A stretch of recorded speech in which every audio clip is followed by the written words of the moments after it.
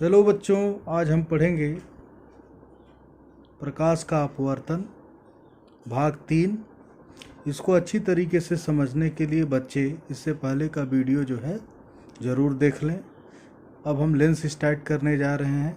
दो पारदर्शी माध्यमों से घिरे हुए पृष्ठों को, जिसमें से कम एक पृष्ठ गोलीय हो, लेंस कहते हैं।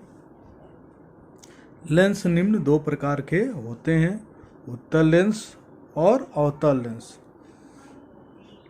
उत्तल लेंस, इस लेंस का मध्य भाग किनारे की अपेक्षा मोटा होता है तथा इस लेंस के मुख्य अक्ष के समांतर आने वाली प्रकाश की किरणें अपवर्तन के पश्चात अभिसरित हो जाती हैं, अर्थात मुख्य अक्ष की ओर मुड़ जाती हैं। अतः उत्तल लेंस को अभिसारी लेंस के भी नाम से जानते हैं।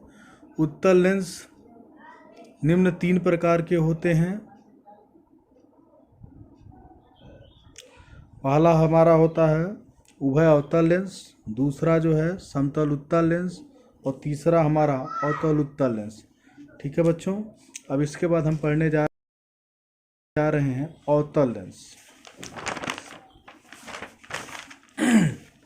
इस लेंस का मध्य भाग किनारे की अपेक्षा बीच में पतला होता है।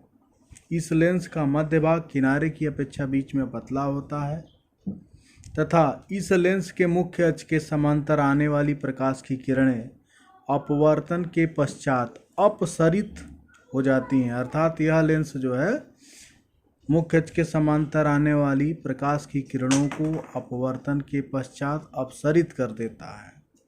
अतः इस लेंस का दूसरा नाम अपसारी लेंस भी है। इसे अपसारी लेंस के भी नाम से जानते हैं। यह भी निम्न 3 प्रकार के होते हैं।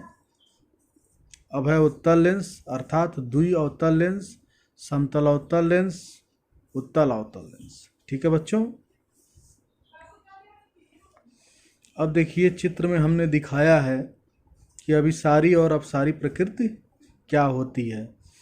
अभिसारी प्रकृति में उत्तल लेंस के मुख्य अक्ष के समांतर आने वाली प्रकाश की किरणें अपवर्तन के पश्चात मुख्य अक्ष के एक बिंदु पर मिल रही हैं। वहीं दूसरी तरफ अपसारी प्रकृति, जब अवतल लेंस के मुख्य अक्ष के समांतर आने वाली प्रकाश की किरणें फैल जाती हैं, अर्थात मुख्य अक्ष से दूर हो जाती हैं, तो उसे अपसारी प्रकृति कहते हैं। ठीक है बच्चों, अब हम जो है लेंस से संबंधित कुछ परिभाषाओं को पढ़ेंगे। चित्र में हमने एक लेंस को प्रदर्शित किया गया है जिसके दोनों पृष्ठ को दिखाया गया है। यहाँ पे आपतित किरण जब बिना विचलन के बिंदु C से होकर के देखिए निकल जा रही है, अर्थात आपतित किरण और निर्गत किरण के बीच में जब कोई विचलन नहीं हो रहा है, तो ये दोनों किरणें जो है मुख्य अक्ष को जिस बिंदु पर काटती हैं, आपस में मिलाने पे ये दोनों किरणें मुख्य अक्ष को जिस बिंदु पर काटती हैं, वह बिंदु जो हमारा प्रकाशिक केंद्र होता है। प्रकाशिक केंद्र से जब भी कोई प्रकाश की किरण जाएगी तो वह बिना विचलन के निकल जाती है। इसके मुख्य अक्ष को भी हमने दिखा रखा है। अब जो है हम पढ़ने जा रहे हैं वक्रता केंद्र। तो उत्तल लेंस या अवतल लेंस के गोलीय पृष्ठ जिस खोखले गोले के भाग होते हैं, उसके केंद्रकों को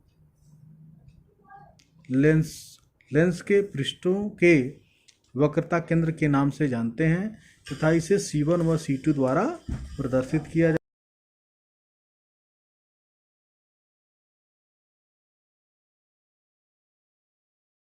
है। मुख्य अक्ष लेंस के दोनों पृष्ठों के वक्रता केंद्र को मिलाने वाला अक्ष, दोनों पृष्ठ के वक्रता केंद्रों को मिलाने वाला अक्ष लेंस का मुख्य अक्ष कहलाता है।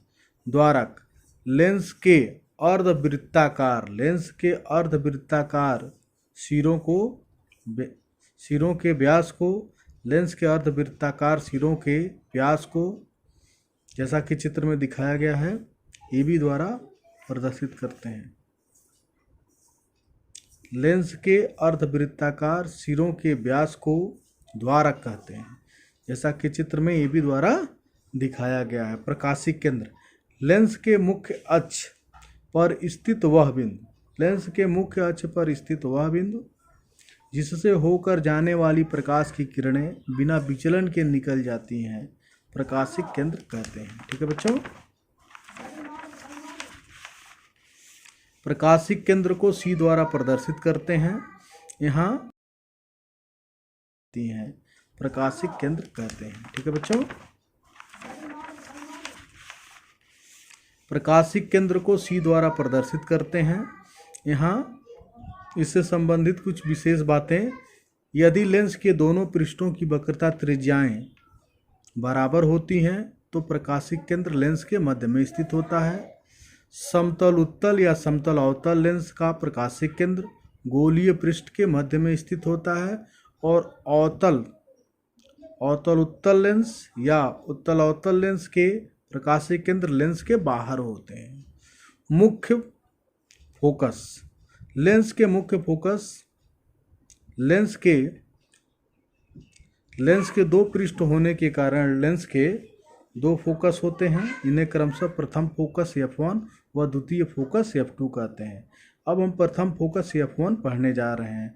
लेंस के मुख्य अक्ष पर स्थित वह बिंदु, उत्तल लेंस के लिए लेंस के मुख्य अक्ष पर स्थित वह बिंदु जिससे चलने वाली प्रकाश की किरणें अपवर्तन के पश्चात मुख्य अक्ष के समांतर हो जाती हैं, या मुख्य अक्ष पर स्थित वह बिंदु अवतल लेंस के लिए जिसकी तरफ आती हुई प्रकाश की किरणें अपवर्तन के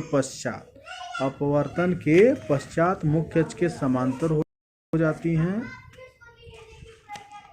लेंस का प्रथम फोकस F1 कहते हैं।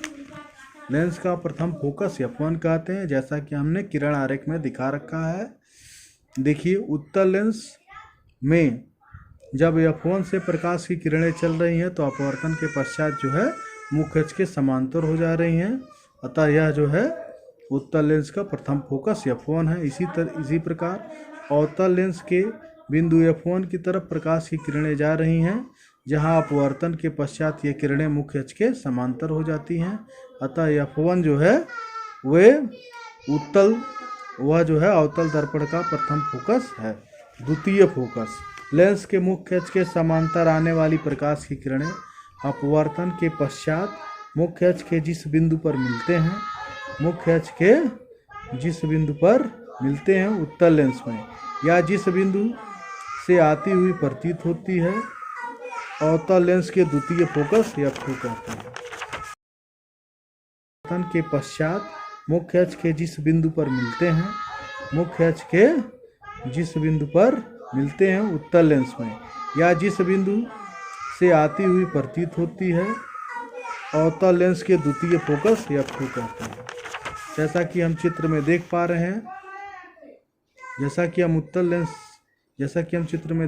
हैं, उत्तल लेंस के मुख्य अक्ष के समांतर आने वाली प्रकाश की किरणें अपवर्तन के पश्चात F2 पे मिल रही हैं, अतः उत्तल लेंस का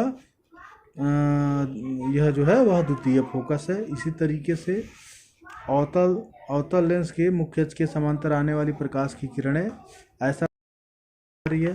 इसी प्रकार अवतल लेंस के लिए हम देख पा रहे हैं कि ये किरण जो है इसके फोकस F1 की ओर आ रही है, किंतु इससे पहले ही वह परावर्तन के पश्चात मुख्य अक्ष के समांतर हो जा रही है। द्वितीय नियम, मुख्य अक्ष के समांतर आने वाली प्रकाश की किरणें अपवर्तन के पश्चात द्वितीय फोकस से होकर जाती हैं उत्तल लेंस में, या आती हुई प्रतीत होती है अवतल लेंस में। जैसा कि हम देख पा रहे हैं कि उत्तल लेंस के मुख्य अक्ष के समांतर एक प्रकाश की किरण आ रही है जो अपवर्तन के पश्चात F2 से होकर के जा रही है। इसी प्रकार अवतल लेंस में हम देख पा रहे हैं कि मुख्य अक्ष के समांतर एक प्रकाश की किरण आ रही है और अपवर्तन के पश्चात ऐसा प्रतीत होता है कि यह F2 से होकर के आ रही है। तृतीय नियम, जब प्रकाश की किरणें प्रकाशिक केंद्र से होकर के जाती हैं तो बिना विचलन के ही अपवर्तन के पश्चात बिना विचलन के ही निर्गत हो जाती हैं। जैसा कि हम किरण आरेख में देख पा रहे हैं कि उत्तल लेंस व अवतल लेंस से प्रकाश की किरणें जब वक्रता केंद्र से होकर जा रही हैं तो बिना विचलन के निकल जा रही हैं।